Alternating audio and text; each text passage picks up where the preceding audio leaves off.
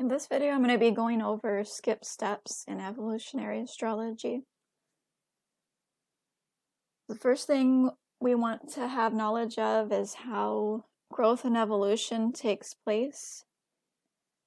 And at the most fundamental level, that happens through our ego, or sense of who we are, our sense of personal identity, which is represented by the nodes here, the south node here and the north node here.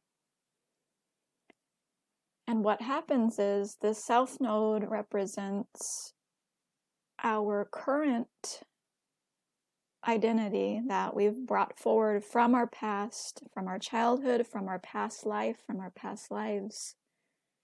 And this is the identity that we know to be ourselves. And then certain life experiences happen which cause our sense of who we are, who we believe and know ourselves to be, to change. And this is where change, growth, and evolution of that ego identity, that self-identity takes place. So the life experiences come along. Here they are, they're coming. And bam, once they've arrived, they fundamentally alter our sense of who we are, and now for the first time we have access or awareness or an experience of our north node energies, which represent the self-identity that we are asked to change and grow into. Now, this is a process that can take a lifetime, this integration of the north node energies here into the south node, or our changing and evolving sense of self and identity into our current identity or sense of self. This takes place over many years, over a lifetime, over lifetimes, depending on the circumstances. So what we're asked to do is we're asked to not let go of our south node. That's impossible because we can't totally erase, who we've been. But we're asked to integrate these new energies that represents who we're becoming more and more into our past self, so that this balance forms, or this solid, cohesive identity that's continually evolving and changing is taking place. This is the way that growth and evolution through the egoic or emotional body takes place. So let's go ahead and talk about what a skip step is. A skip step happens when what was supposed to be this integration of our north node energies, our sense of how we're changing and growing as a person, is somehow blocked from being integrated into our south node energies of who we currently know ourselves to be. So instead of this integration happening slowly over time, where the north node energies are slowly leaking or becoming integrated into the past and current personality and identity, what happens is the person begins to flip-flop back and forth between who they were and this new forming sense of self that they can tell is taking place. So it's not split personality disorder, but I think that's the easiest way to think about it.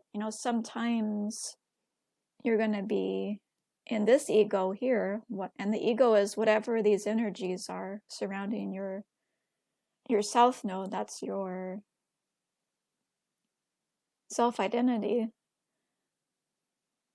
Sometimes you're going to be relating to yourself from that identity, and then at other times you're going to be relating to yourself solely from this new identity. So there's no integration, there's no bringing this new forming, changing sense of self and somehow being able to integrate and balance that into who you currently are and who you were in your past. But you're going back and forth between these two identities.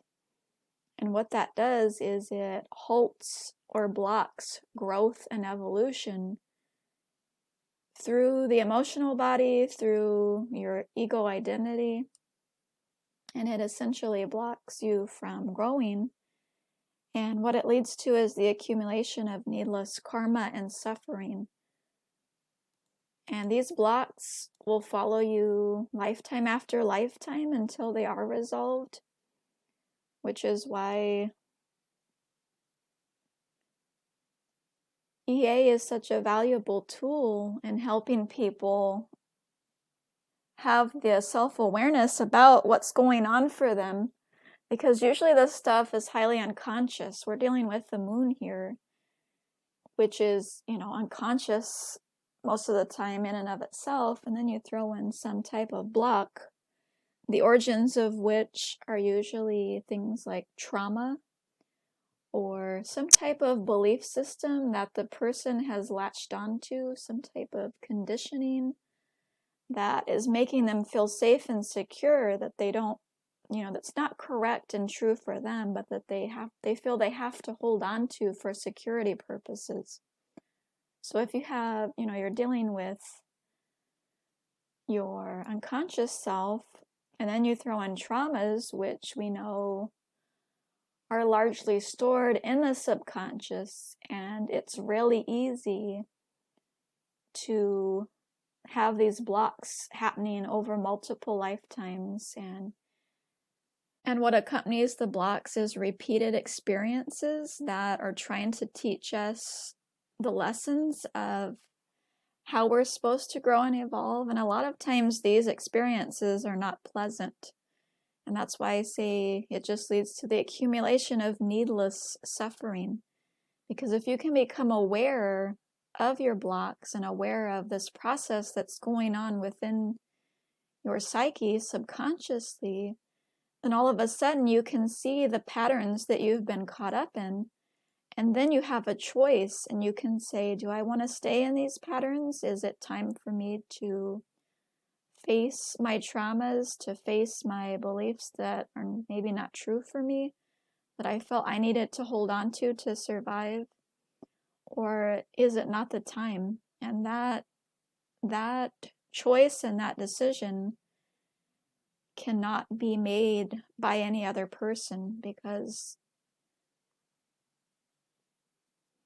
the way trauma works is that it's stored in the subconscious because it's a painful experience that the conscious mind had no way to deal with. It was just too overwhelming, too painful, too confusing. So it has to go underground, and it won't resurface until the person, the conscious mind, the ego feels safe enough to begin to let those traumatic experiences surface so they can be worked through for healing. So there's no right time. It's all about when the person feels that it is the right time and they're ready. Okay, so how do you find skipped steps or a step? There can be one planet or two that's causing the skip step in the birth chart. So you want to look at the nodes and any planet or planets that are squaring the nodes. So within a 90-degree aspect to the nodes. And in this chart, there's two. So Uranus here is squaring or 90 degrees away from the nodes, and the moon here is 90 degrees away from the nodes. So this person has two skip steps. And what this means is that there's these two planets, the moon and Uranus, are the cause and the origin of the skip step. And whatever planet or planets are squaring the nodes gives us details about what the skip step is about.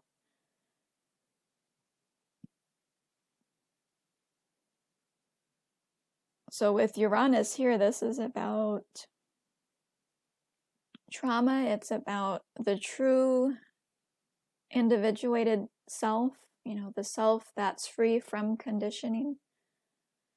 And the moon here, this can correlate to some trauma that happened via the home, the mother, one's roots, one's family, one's sense of ego identity, anything that is ruled by the moon or anything that is ruled by Uranus can be a potential cause of the skip step. And I've seen in certain books from evolutionary astrologers where they kind of give possible causes for each planet that may be the source of a skip step. But in my experience, those have been really limited. So you always want to ask the client or the person whose chart you're reading, give them all the possibilities and say, all the things that are associated with that planet. So for instance, with Mercury here, there could be some blockage that's related to the client's communication somehow, or some thought pattern that they're holding on to them that's blocking their growth. Mercury deals with communication, and our thought process is logic and reasoning. So you just want to make sure that you ask and get the right information, and don't assume that it's, it has to be one of these things just because that's what you read in some book.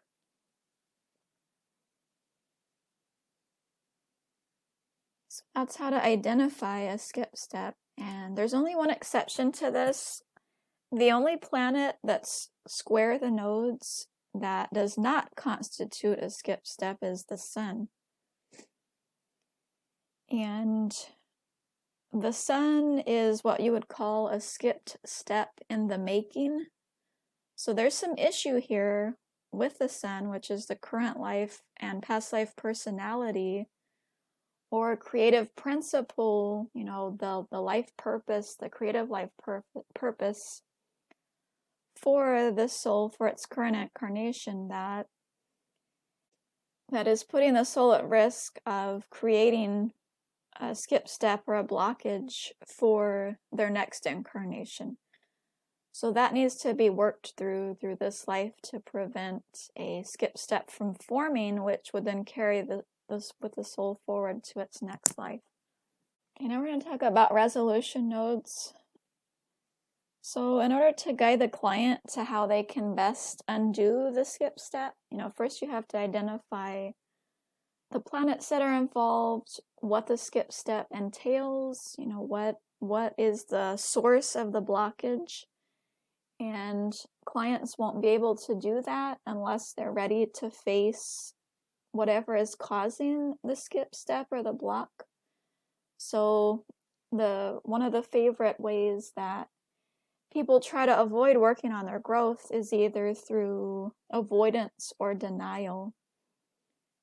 And if they're not ready, that should be pretty evident right away that they're not ready to look at that, and there's no judgment there.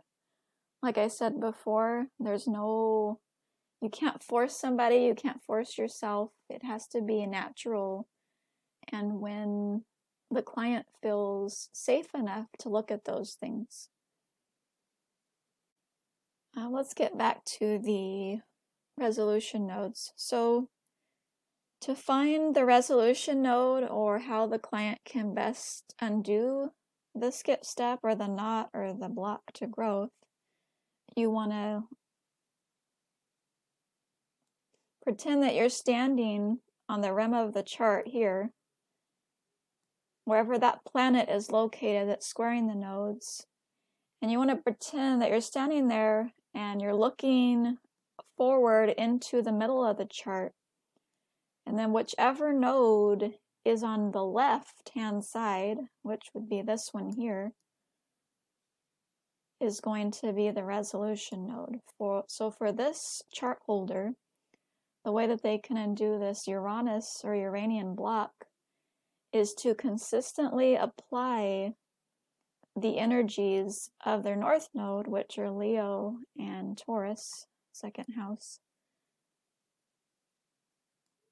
to whatever that block represents.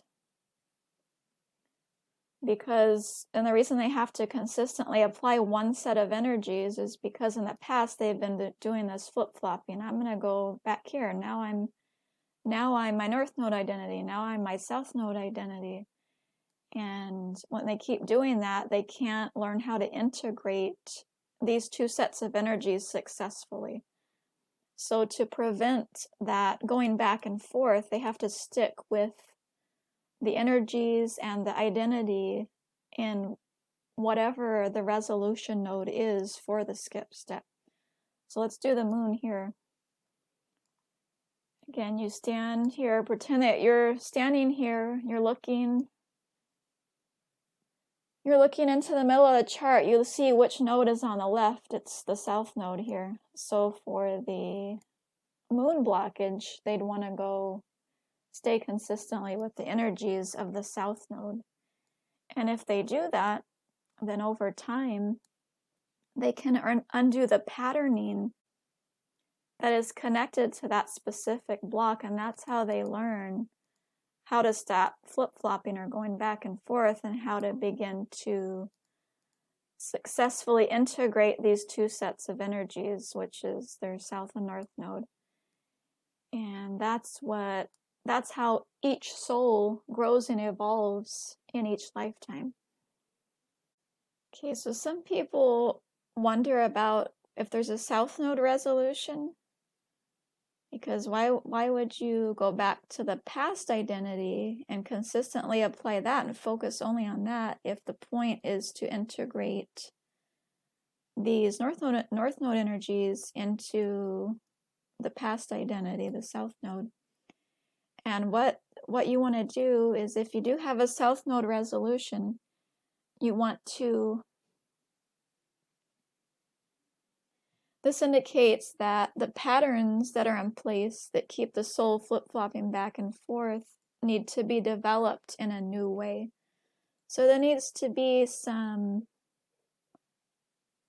reworking of whatever strategies they were trying to use. There needs to be some creativity here and figure out how to think about their south node and their past life and current life identity, this specific one, the south node identity, coming from a new vantage point, coming at it from a different angle. I have a really good example of this in my video titled Evolution Through the Moon. And although it's not about skip steps particularly, it gives you an idea about how difficult integrating these new energies can be. And it would give you a good idea about how to go about thinking about the south node in a new way and trying to resolve a skip step that has a south node resolution in a different or creative way.